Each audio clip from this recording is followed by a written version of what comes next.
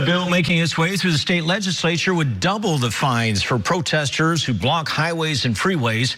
Ground Force Sarah Stinson joins us in the studio after talking with the lawmaker who introduced the bill and civil rights activists against it. Sarah. This bill is proposing to increase fines for protesters every time they are convicted of blocking traffic on highways. The hope is to deter them from doing it again. But civil rights advocates tell me tougher penalties will not stop people from speaking out.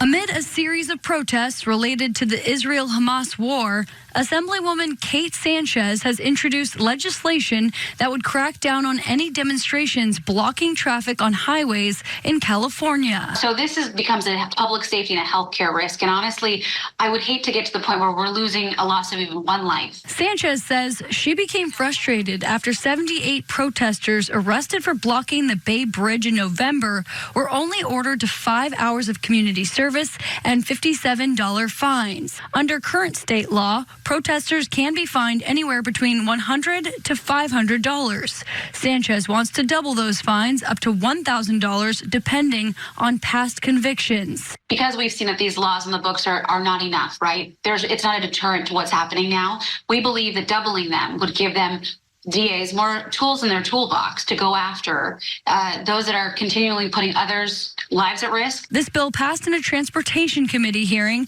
by both Democrats and Republicans. The California Highway Patrol Association also in favor, saying these protests prevent first responders from doing their job. Law enforcement is prevented from helping a victim. Fire trucks are prevented from or delayed from going to a fire. And also ambulances are prevented from getting to a patient. Terrible. We need to make a change. The executive director of the Council on American Islamic Relations, Zahra Billoo, is speaking out against the bill. Frankly, I'm appalled that our legislators are using the pretense of transportation and public safety to quell First Amendment protected activity. Billoo says if this bill gets passed into law, it won't stop protesters. The only way to deter protesters is to urge and implement a permanent ceasefire now. You are probably thinking that blocking a bridge is not free speech. But therein lies the problem, because Zahra Billoo has a different conception of free speech than anyone you have ever met. Here is an excellent example. It was going viral, showing the contentious moment that a UC Berkeley law student is engaging with a law professor and the dean of the school at the couple's home. That incident comes after months of disputes between pro-Palestinian and Jewish students at Cal.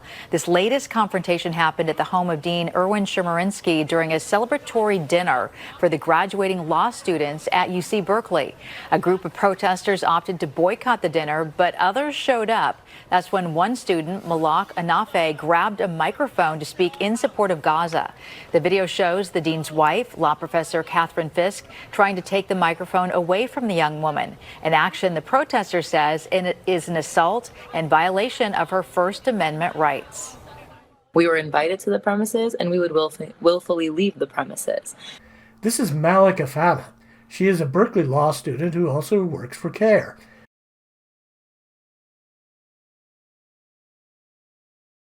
So that had always been the plan.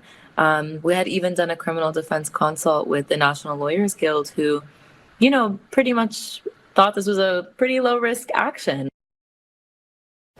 In a statement, Dean Chemerinsky said his home is not a forum for free speech. He added, quote, "My wife and I immediately approached her and asked her to stop and leave." The woman continued. When she continued, there was an attempt to take away her microphone.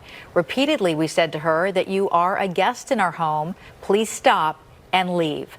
A civil rights attorney we spoke with tonight says Dean Chemerinsky is respected nationwide for his work in constitutional rights and believes the dean is well within his rights to remove a student from his private property. Hello, everyone. Assalamu alaikum wa rahmatullahi wa barakatuh. Peace and blessings upon you all. Tonight, we are gathered here in the name of commemorating our final few weeks as law students. This is my house. Tonight is also the last night of the holy month of Ramadan, where millions of Muslims around the world fast, not only from material sustenance. Fast not only from material sustenance. Fast. We have attorneys. We have attorneys. Okay, you don't have to get aggressive. Excuse me. I'm not Please leave our house. You are guests at our house. This is our First Amendment right. No, This is our First Amendment. It is. The National Lawyers Guild has informed us this is our First Amendment right, and they are aware of this. They're not wrong. This is my house. This is my house, and you're no longer welcome here. Police. You are not welcome. Okay, you can call the police. No, I don't. You can call the to. police. I'm getting. Please stop touching her. Just please leave. If you don't want to be here, leave my house. Stop manhandling your students. Please leave my house if you don't want to be here. You're my guest in my house. You are not invited for this purpose. We are talking about Ramadan and the holy month of Ramadan as Muslim students. We refuse to break She never our fast on the asked blood if of she could speak at the Palestinian event. people. The UC She never has said she had a admitted microphone. sending $2 billion Instead, she consulted with lawyers before her provocation and threatened Chemerinsky's legal action, mentioning CARE explicitly. But will you please give me the mic? Please will you give me the mic back? Let me take it. Let me turn it off. Please turn it off. I'll turn it off. You're not a guest. You're a guest in my house. I know, but 40,000 people are dying. 40,000 Palestinian peoples are dying. And If you don't wish to be here, who is please the leave dean my of the house. law school, is giving $2 million to Please weapons leave our house. manufacturers. I encourage everyone It is here incredibly to rude not of break you your fast to on the abuse blood our of Palestinian hospitality people in this way. and join us in walking out. There's a genocide going on. There's a genocide. Then don't you come haven't here. You haven't done anything about divestment. Please leave you my have not house. done anything about divestment. I don't invest in anything. I'm not going to argue with you. This is a party. The law school is not invested Council in on American anything. Islamic Relations, SF, will be hearing how you pulled a Muslim woman's scarf during Ramadan. Putting your hands on my hijab is unacceptable. By grabbing my arm, you will hear from KRSF, you will hear from Paralegal. And the fact that your wife was able to assault a Muslim Palestinian hijabi student is not great. Please leave our house. We are Please leaving. leave our house now. We are leaving. We're leaving. We're leaving. My home. I had a home in Palestine too, and people too. Billoo justified all this by claiming that under the circumstances, it wasn't really Chemerinsky's home, but an extension of the university. So this week, Dean Chemerinsky and his wife, Professor Fisk, invite the third-year graduating students from the law school to their house for a celebration dinner. This is an event at his house that is funded by the university. He obviously obtains the list of invitees from the university. You can see in one of the videos, Professor Fisk is wearing her university badge during the dinner. And so this is for the purposes of how the students are perceiving it, a university dinner. Yes, at a private residence, but it's facilitated by the university. And we're going to be calculated and strategic, which Malik was, right? She had a speech, and if her speech, I think, has been posted online. It's really powerful words. She went in with other students, and she understood what she was doing, and for that, I'm just so proud of her. Afana is a leader in the student protest at UC Berkeley, which George Soros is financing. Palestinian immigrants stands among over 100 pro-Palestinian protesters who have set up camp outside Sproul Hall. Their message is clear. They call for a ceasefire in Gaza and demand action from the university. It is absolutely ridiculous that the university that prides itself on diversity, equity, and inclusion, Berkeley specifically on having a very radical history of student organizing, refuses to stand on the side of justice and divest. Malak tells me that this Thursday marks the 4th day of their demonstrations. The group has outlined some key demands. One being that the UC administration end their silence, that they categorize what is occurring in Palestine as a genocide because they have failed to do so.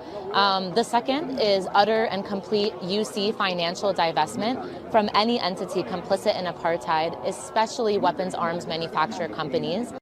The protests are not interested in dialogue or learning about different perspectives and points of view, but instead using force to achieve their goal and refusing to leave. The students say they are willing to risk expulsion and arrest. According to Malak, at least 100 students have been camping out here since the beginning of the protest, and they say they're not planning on going anywhere until they see results. I'm optimistic that we will achieve our goal of divestment. We're willing to risk suspension or suspension, expulsion, and arrest until divestment is achieved, and we're not going anywhere. History asks them a very decisive question: what side do you want? And the thing is that what we've done in the United States is that we've allowed Muslim leaders or Islamist leaders in the United States to essentially affirm or demand the rights for their communities in such a manner without them having to acknowledge the rights of others as well. And that is the mathematical equation that we have to keep presenting people, that you cannot demand rights for yourself without acknowledging the rights of others. And that is, that's a very obvious point. And as we keep hammering away at that point, I think hopefully in the long run, we're going to win. Zahra Billoo never heard of John Stuart Mill. Instead, we see the term freedom of speech used against America by the Council on American Islamic Relations. Please leave our house now! We're not going anywhere.